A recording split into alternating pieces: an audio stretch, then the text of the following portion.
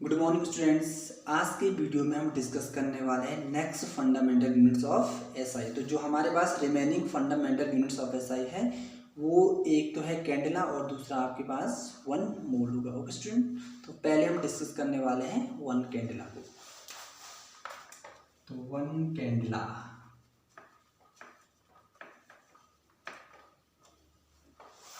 Candela आप लोग को पता है कौन सी फिजिकल क्वांटिटी की ये यूनिट होती है। तो it is the unit of luminous intensity. Okay student, तो जो ल्यूमिनस इंटेंसिटी होगा वो हमें बेसिकली किसके बारे में बताने वाला है, वो बताएगा आपको लाइट के बारे में।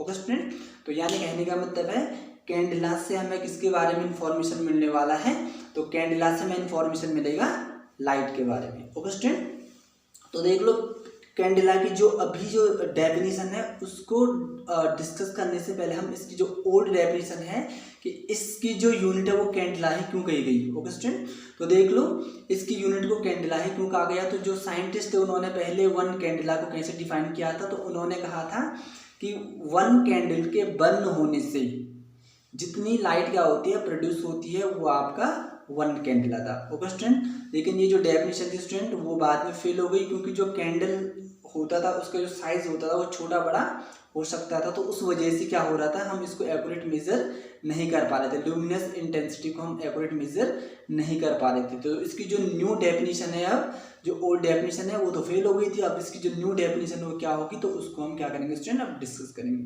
ओके स्टूडेंट्स, इसकी डेफिनेशन को समझने के लिए हमें यहाँ पे कुछ पॉइंट्स को समझना होगा सबसे पहले। तो वो पॉइंट्स क्या होते हैं मैं वन बाय वन उनको यहाँ पे लिख रहा हूँ। तो पहला जो हमारा पॉइंट होगा स्टूडेंट वो होगा आपका सोर्स। ओके स्टूडेंट, जो नेक्स्ट पॉइंट होगा वो होगा आपका मोनोक्रोमेटिक रेडिएशन। Monochromatic radiation.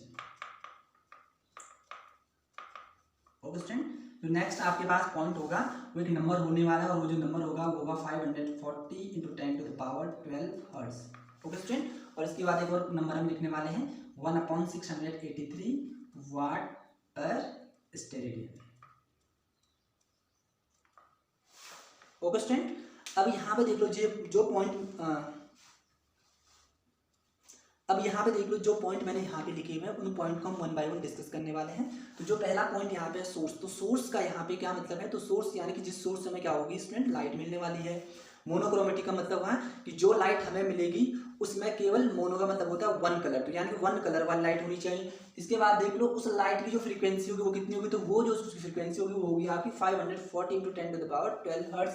और ये 1/683 वाट पर स्टेरेडियन का यहाँ पे क्या मतलब है, तो स्टूडेंट जो वहाँ पे सोर्स होगा सोर्स की पावर कितनी होनी चाहिए। जैसे हमारे पास कोई इलेक्ट्रिक बल्ब होता है उसकी पावर जैसे 18 वाट होती है या 60 वाट हो सकती है या आपका 80 वाट हो सकती है या 100 वाट हो सकती है। तो वैसे यहाँ पे जो सोर्स हमारे पास है उसका पावर कितना होगा 1/683 वाट। और ये स्टेरेडियन हमें ये बता रहा है कि वो जो लाइट है वो कितने एरिया में क्या हो रही है, पास हो रही है, कितने एरिया में स्प्रेड हो रही है। ओके स्टूडेंट, तो हम इसकी डेफिनेशन को एक कंप्लीट वे में कैसे बनाएंगे तो वो आप यहाँ पे देख लो।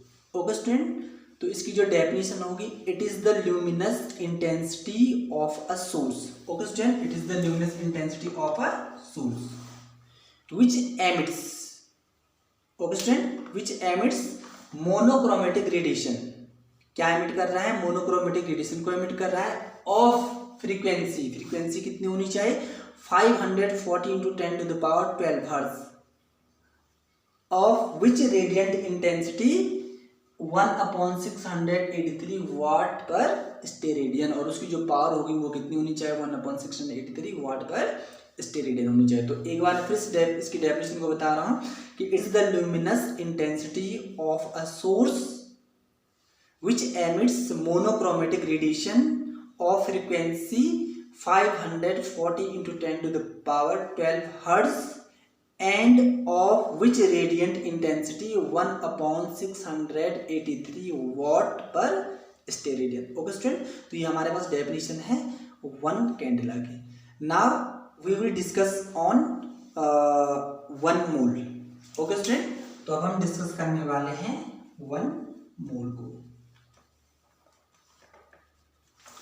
तो स्टूडेंट्स जैसे कि हमें पता है जो वन मोल होता है ये कौन से फिजिकल क्वांटिटी की यूनिट होती है, तो ये होती है क्वांटिटी ऑफ मैटर की, यानी कि ये हमें अमाउंट ऑफ सब्सटेंस के बारे में बताता है कि अमाउंट ऑफ सब्सटेंस को हम कैसे मेजर कर सकते हैं। तो इसको लर्न करने के लिए हमारे पास कुछ पॉइंट है, उन पॉइंट को हम यहाँ पे डिस्कस करेंगे।